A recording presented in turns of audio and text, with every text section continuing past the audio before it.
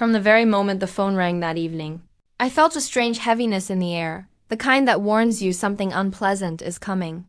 Patricia's voice slid through the speaker, smooth and sugary, the way it always did when she wanted something.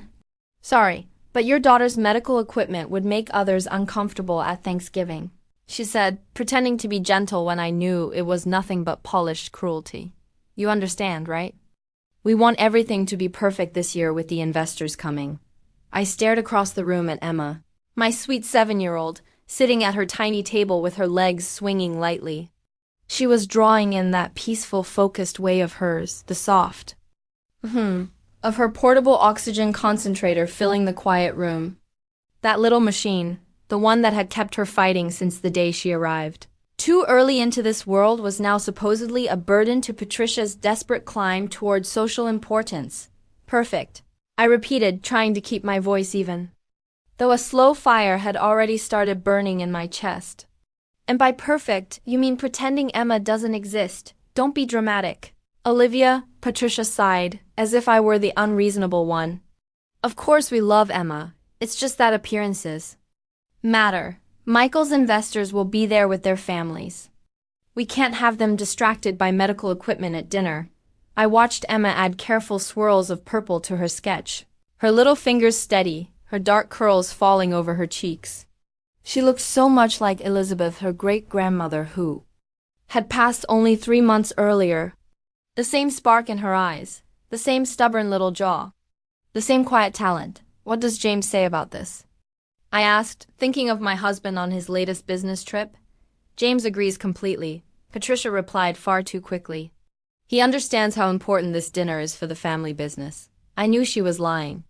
James had always fought for Emma, always put her first. But lately, with the pressure of taking over his father's company, he'd started slipping further away, listening to his mother more and to his own heart less. I'll talk to James about it myself, I said, trying not to let my anger show. Don't bother him with this, dear. He's so busy with the merger. Her voice dipped into that belittling sweetness I'd grown to resent. Just stay home with Emma. Have your own little celebration. It's probably better for her anyway. Less overwhelming. When the call ended, I sat at my desk, hands trembling with held-back rage. 6 years of Patricia's subtle jabs, silent exclusions, and polite attempts to hide Emma from her world. But this time, she wasn't even pretending. This time, it was open rejection. My phone buzzed. A message from James. Mom told me about Thanksgiving. Maybe she's right this time. Emma gets tired at big gatherings anyway. We'll celebrate when I'm back. A tightness spread through my chest. This wasn't the man who had once held Emma through nights full of beeping machines, who had learned every tube, every medicine, every number by heart. Mommy, look, Emma said softly. She held up her drawing, a family of bears sharing a picnic. It's us having Thanksgiving. I managed to smile. It's beautiful, sweetheart. What Emma didn't know was that earlier that morning, I had met with Elizabeth's lair, Mr. Sullivan, 2 weeks before she died. Elizabeth had asked me to visit while Emma was at school. She'd been frail, but her eyes had burned with purpose. Patricia is showing her true colors more and more, she'd told me. James is too blind to see it, too set on becoming his father. But I see everything. Then she handed me a thick envelope. Give this to Sullivan after I'm gone. And Olivia, when the time comes, don't let them know you were prepared. Inside that envelope were documents that would turn Patricia's perfect world upside down. Elizabeth owned the majority of the company shares everyone assumed would go straight to James. She also held the deed to the massive family estate Patricia worshipped like a temple. Mr. Sullivan had confirmed it all only hours earlier. Everything's in order, just as Elizabeth planned. The reading of the will is set for the day after Thanksgiving. I looked over at Emma, still happily lost in her art, unaware of all the tension swirling around her. Patricia thought she was building the perfect Thanksgiving for her beloved investors. She didn't know that it might be her last holiday holding court in that house. Another message from James lit up my phone. Mom, single quotes, S really stressed about the investors. Let's not make waves right now. I didn't answer. Instead, I knelt beside Emma. How about we plan our very own special Thanksgiving? Just you and me. She brightened instantly. Can we have pizza? We can have anything you want, I whispered, hugging her carefully so I didn't tug her oxygen line. In the background, my phone showed Patricia's newest social post, preparing for the perfect family Thanksgiving. Grateful for our beautiful, healthy family. #blessed. I almost laughed. Sometimes the best answer to cruelty wasn't fighting, it was waiting. Patricia would learn that truth very soon. Emma looked up again, her voice soft. Will Daddy be sad he missed our pizza Thanksgiving? I think I said slowly, Daddy will have a lot to think about after this Thanksgiving. The next day, Patricia's posts exploded online pictures of towering flower arrangements, glowing candles, gold-trimmed plates, and her oversized dining room transformed into something out of a magazine. I muted the notifications and focused on Emma, who was helping me knead dough. Flour dusted her oxygen tube, making her giggle. These were the moments that mattered. Messy, real, full of love. Mrs. Bennett says we're doing a gratitude circle today, Emma said. Can we do one too? Of course. What are you grateful for? My pizza chef, Mommy, she giggled, and Grandma Elizabeth's special paint set. My chest tightened. Patricia had once said Emma's health would keep her from ever doing anything creative. But Elizabeth had believed in her deeply. Another message from James appeared. Mom really outdid herself. The Hendersons are impressed. The house looks amazing. I typed back. How's the merger? Good. Mr. Henderson's basically promised his investment. Mom was right about keeping things streamlined. Tomorrow. Streamlined. As if Emma's oxygen concentrator was just a messy detail to be hidden. That night, after Emma drifted to sleep, her machine humming peacefully, there came a knock. Sarah, James's younger sister, stepped in with red eyes. I just came from Mom's Thanksgiving setup, she said, sinking onto the couch. It's like a circus over there, but, Olivia, the things she's saying about Emma. Let me guess, I said quietly.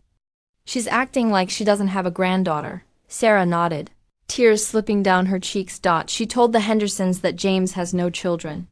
She hid every photo of Emma, and when I confronted her, she said it was just business, and that I wouldn't understand since I'm not a mother. I thought of Elizabeth's warning.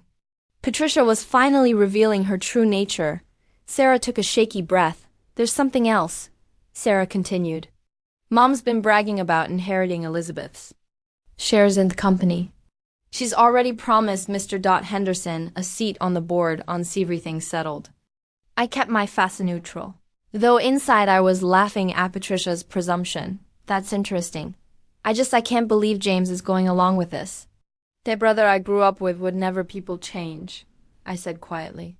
Or maybe they just show who they really are. Dr. Sarah left. I checked on Emma again. Her room walls were covered with her artwork. Bright, vibrant pieces that Elizabeth had insisted on framing properly. Talent should be displayed, she'd said, giving Patricia a pointed look. My phone chimed with a message from Mr. Sullivan. Everything's prepared for Friday. Elizabeth would proud of how you're handling this. I smiled, remembering my last conversation with Elizabeth. She'd been sitting in her favorite armchair, watching Emma paint. You know why Patricia hates the medical equipment so much?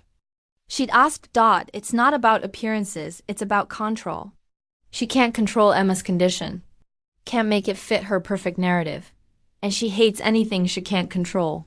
Looking at Emma now, peaceful in her sleep, I thought about control.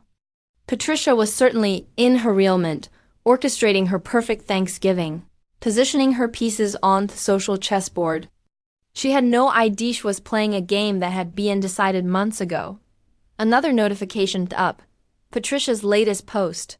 Final touches on our perfect family gathering. So blessed to be carrying on Elizabeth's legacy of elegant entertaining. #familiar tradition #blessed. Attached was a photo of Elizabeth's antique china cabinet, now stripped of the children's artwork she'd always displayed there. Emma's latest painting, the one Elizabeth had proudly placed front and center, was gone, replaced by crystal wine glasses. My phone buzzed again. James, Mom's outdone herself. The investors are impressed. You understand tomorrow needs to be perfect, right? I looked at my sleeping daughter. than at the legal documents Mr. Sullivan had given me. Perfect is relative, he thought. And tomorrow will certainly be memorable, just not in the way Patricia expects. As I turned out the lights, I caught sight of one last social media update. Patricia responded in her designer dress, raising a toast with thigh investors, grateful for family values and tradition. Tomorrow will be a celebration of our legacy. If only she knew what Elizabeth's real legacy would be. Thanksgiving Day arrived. With a flood of social media posts from Patricia's perfectly orchestral dinner, photos of elegant place settings, guests' informal attire, and carefully created family moments filled my feed. Meanwhile, Emma and I spent our day making pizza, painting, and having our own gratitude circle. Then my phone lit up with an unexpected text from Mr. Sullivan. News from Thediner. You might want to check Patricia's latest post. I opened Instagram to find a live video of Patricia, clearly tipsy from wine, making an announcement to her guests. We're so blessed to announce that with Elizabeth's shares being transferred to James next week, the Henderson merger is officially happening. A new chapter for our family legacy. In the background, I could see James nodding, raising his glass with Mr. Henderson. The comment section was flooded with congratulations heart emojis. Mommy, can we call Grandma Elizabeth Lawyer now? Emma asked, surprising me. She told me to her mind. You and Grandma Pat made her big announcement. I stared at my daughter. Grandma Elizabeth talked to you about this. Emma nodded solemnly. She said, sometimes grown-ups forget what's important, and that you would know when to make a call.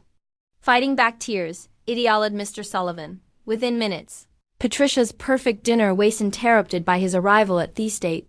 I waited, watching through the still-running live stream as he entered the dining room, briefcase in hand. I apologize for interrupting. His voice came through clearly in the video. Buddha's Elizabeth Mitchell's executive. I'm legally obligated to correct some misinformation about tomorrow's will reading. The camera shook as Patricia tried to stop the recording, but Somion, probably Sarah, kept it running. The company shares in estate will not be transferred to James, Mr. Sullivan continued. Elizabeth's final wishes were quite specific. Everything has been left in trust to her great-granddaughter Emma, with Olivia as trustee until Emma turns 25. The silence was deafening. Then Patricia's voice shrill with disbelief. That's impossible. Emma's just a child. She can't. She's not even. Additionally, Mr. Sullivan added, Elizabeth left specific instructions at the estate must be fully accessible for medical equipment and that the trust includes funds for an therapy program for children with medical needs to be run from the property. The live stream ended abruptly, but the damage was done. Hundreds had watched Patricia's perfect world crumble in real time. My phone exploded with messages. James first. Did you know about this? Why didn't you sign anything? Then Patricia. You planted this. You turned Elizabeth against us. Finally. Sarah. Oh my God, Mom's having a meltdown. The Hendersons just left. This is better than reality TV. I turned off my phone and looked at Emma, who was adding the final touches to a new painting. Grandma Elizabeth said, sometimes the best medicine is letting people learn their own lessons, she said wisely. The next morning, as we headed to Mr. Sullivan's office for the official will reading, I thought about Elizabeth's final gift. It wasn't just shares or the estate. It was the lesson she taught both Emma and me. That true family sees past the surface, past equipment and imperfections to the heart of what matters. Patricia and James were already there, looking shell-shocked. As Mr. Sullivan read the full terms of the will, including Elizabeth's personal letter explaining her decision, I watched their perfect facade finally crack. I leave my legacy, Elizabeth had written, not to those who chase perfection, but to those who embrace life in all its beautiful imperfection. Emma and Olivia understand what Patricia never could. That love isn't about appearances, it's about acceptance. As with the office, Emma squeezed my hand. Can we have pizza for dinner again? I smiled, thinking of Patricia's elegant Thanksgiving feast. Absolutely, perfect isn't always what it seems. Is it? Nope, Emma agreed. Perfect is just being us. And that I realized was Elizabeth's real legacy. teaching youth that sometimes the most perfect moments are the ones that would never make it to Patricia's Instagram feed.